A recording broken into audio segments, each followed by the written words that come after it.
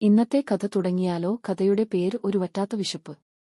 രാമു ഒരു മടിയനായ കുട്ടിയായിരുന്നു.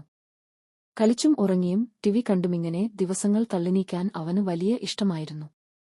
അമ്മ വിളിച്ചാൽ പോലും അവൻ കൃത്യസമയത്ത് വന്ന് ഭക്ഷണം കഴിക്കില്ലായിരുന്നു. എനിക്ക് വിശപ്പില്ല എന്നൊരു സ്ഥിരം പല്ലവി അവനുണ്ടായിരുന്നു. ഒരു ദിവസം രാമു കളിച്ചുകൊണ്ടിരിക്കുമ്പോൾ പെട്ടെന്ന് ശക്തമായ ഒരു കാറ്റ് വീശി. ആകാശം കറുത്തിരുണ്ടു, മഴ പെയ്യാൻ തുടങ്ങി. രാമു വേഗം വീട്ടിലേക്ക് ഓടി. വീട്ടിലെത്തിയപ്പോൾ വാതിൽ അടഞ്ഞുകിടക്കുകയായിരുന്നു. അമ്മ അടുത്തുള്ള കടയിൽ പോയെന്നും വൈകുമെന്നും ഒരു കുറിപ്പ് വാതിലിൽ ഒട്ടിച്ചിട്ടുണ്ടായിരുന്നു. രാമുവിന് നല്ല വിശപ്പ് തോന്നിത്തുടങ്ങി. അടുക്കളയിൽ എന്തെങ്കിലും കഴിക്കാൻ ഉണ്ടാകുമോ എന്ന് അവൻ നോക്കി.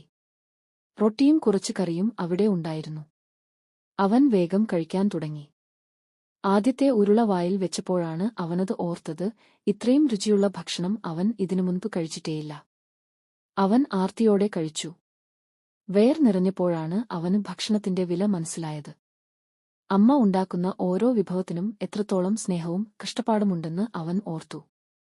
വിശന്നപ്പോഴാണ് ആ ഭക്ഷണത്തിന്റെ യഥാർത്ഥ രുചി അവനറിഞ്ഞത്.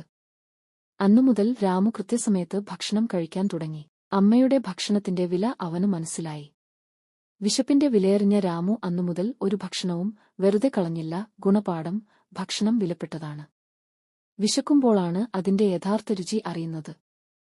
അന്നം പാഴാക്കാതെ അതിന്റെ മഹത്വം മനസ്സിലാക്കി ഓരോ ദിവസവും നന്ദിയോടെ കഴിക്കുക.